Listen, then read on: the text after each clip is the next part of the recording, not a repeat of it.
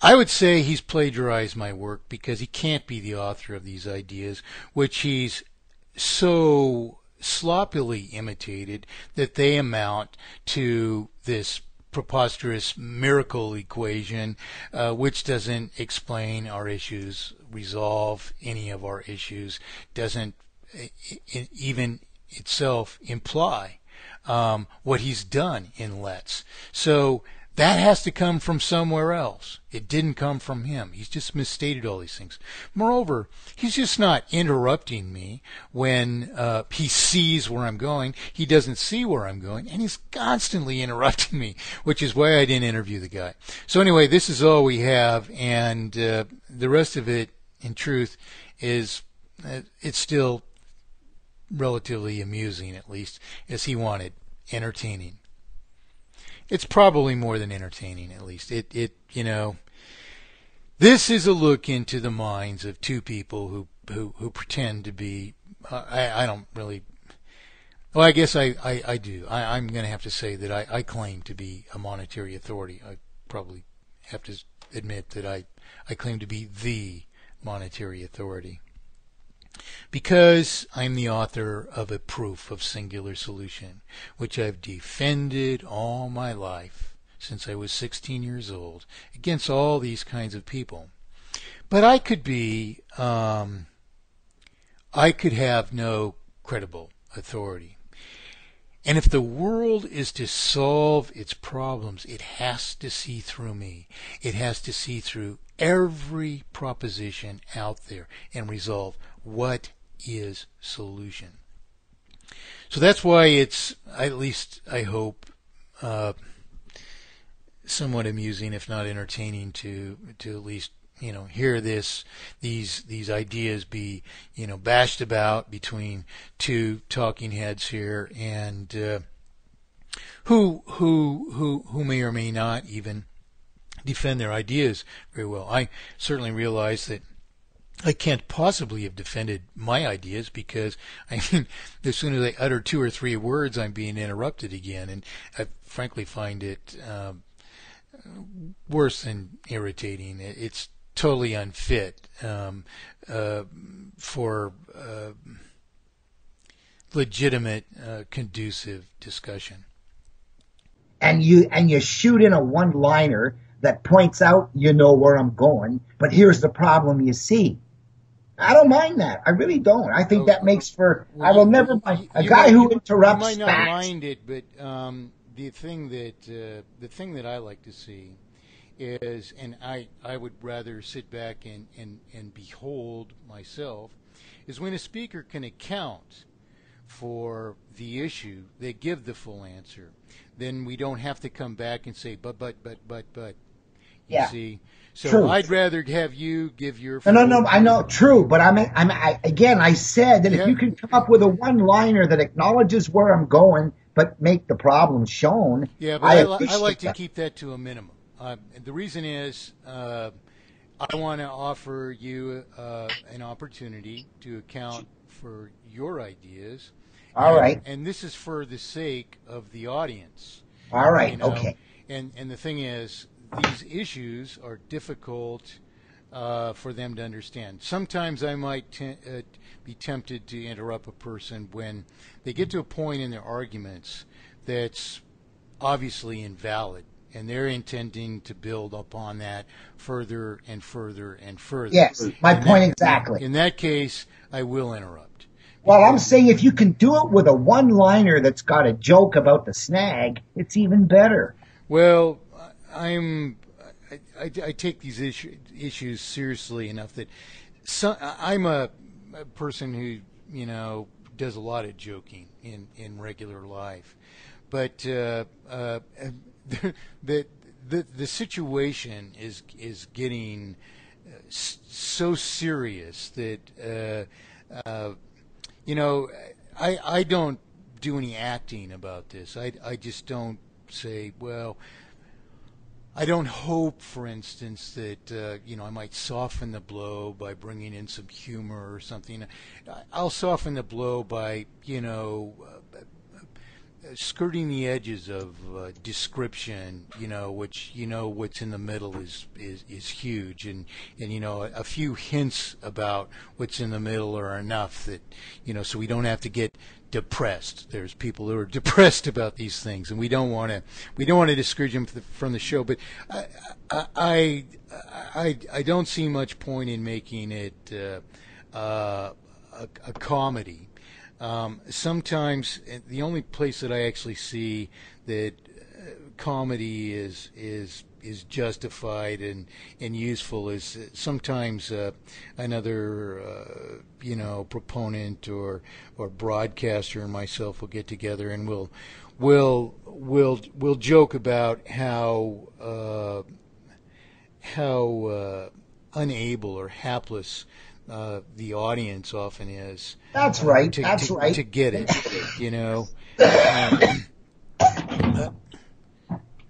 bless you there. Yeah. I ran into an old guy in the store just a couple of nights ago, for instance, and he saw me put a 12-pack of beer in the shopping cart, and he looked at me like, oh, I was throwing away money or something like that, and I made a funny little quip to him. I said, well, you pick up the most important thing last,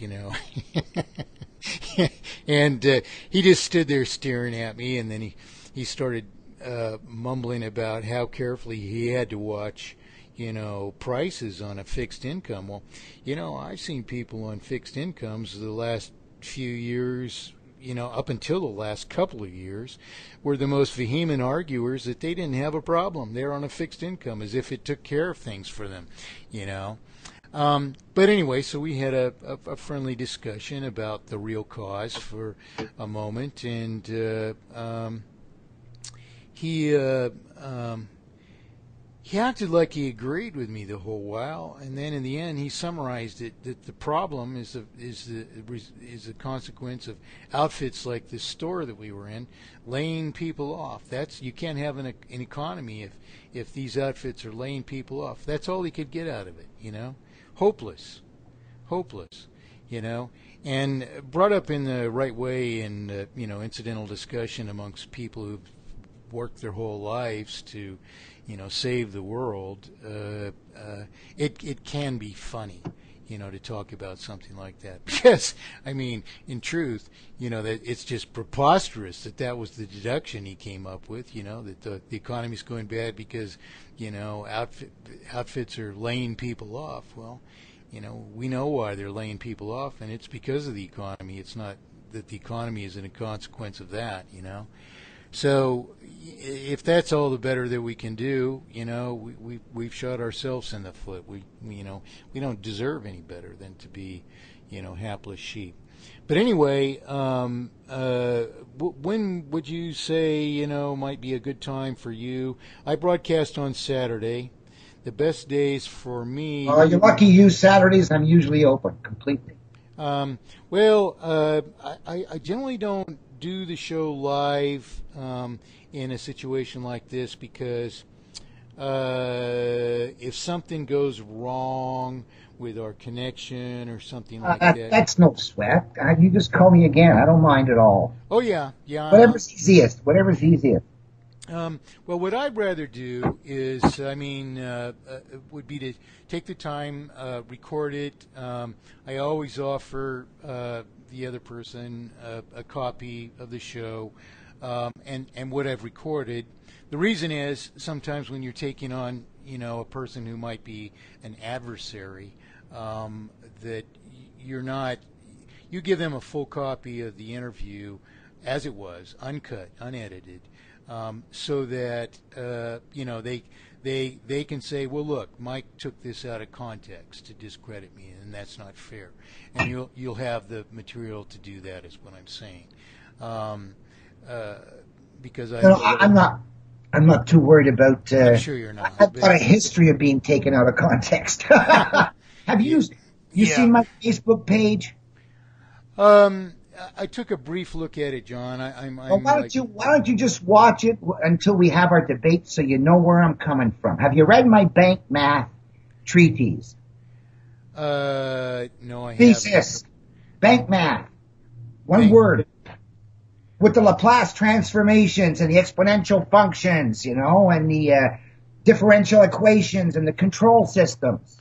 Well, explaining P over P plus I with higher math. Well, you say P over P plus I, we'll go check it out. Actually, as far as I can tell, I'm the original author of it. Well, maybe if you were before 1979. But anyway. I actually first published it formally in a work in 1979, but I've been speaking about it since 1968 and writing about it. There's newspaper articles and whatnot in the 70s. Well, good for you. Good for you. Put it this way. You send me a copy of the article, and I will give you credit for it. Okay? Well, I could send you a copy of my book, but I've only got like 4 or 5 copies left. No. Just send me the story so I can tell my crowd that you're a guy who came up with P over P plus I on your own before me. Note that because he hasn't listened here, he's really stuck on this P2 equals P1 plus I thing, which is my work, which describes only the multiplication of artificial indebtedness, which doesn't relate to P, as he says, but C or VC, vital circulation. So, he hasn't even got the whole story, and he's wanting me to prove my authoring of his version of it, which isn't accountable, which doesn't exist, which isn't even the fact. Nonetheless, what I'm going to have to do, and I'm certainly not going to post this to his Let's so-called social credit group, and the reasons why I'll explain later. But they revolve around all of the vicious vituperation which has occurred between of those people against me, not necessarily this particular social credit group, but certainly against me by the social credit and A plus B forums as prevailed over by one William B. Ryan many years ago, long before this purported Let's proposition emerged. Nonetheless, I guess I'll have to produce a scan, and I suppose we'll keep it at TNS Radio, if not at eventual mathematically perfected economy sites, because I'm not working on the current ones that are online. Just to demonstrate this, relatively trivial fact. Here's a thing to think about. Why would I, in my whole life, just suddenly way down the road from this event in high school, which I've discussed, this 1968 event, why would I way down the road just suddenly would dawn on me or something that, circulatory inflation doesn't precipitate in price inflation, and therefore this whole lie of economy was preposterous. In fact, interest inherently multiplying artificial indebtedness would dispose ever more of the circulation instead to servicing debt and making it ever less impossible and eventually impossible to ever less possible and eventually impossible, I meant to say, to sustain industry and commerce. It's not like I would have woken up so many years. The reason I did this book in 79 is the reasons are so much more profound and so far beyond economy. This results of I could have presented it to Nixon, didn't, because I didn't trust Nixon, but I presented the proposition to every president since then, including Gerald Ford. That I published anything in 79, it's a long story. And what eventually did get published instead of the book that I had been writing for so long before that, is a remarkable and very different story than we need to understand. This issue has to be decided on the truth. What is economy? What does solve our problems? And what's missing in this discussion is a dialogue even of what the problems are. We're just claiming that these equations account for things. Go to my pages, look at these things.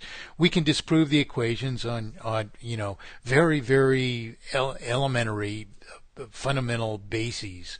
So that's not the issue.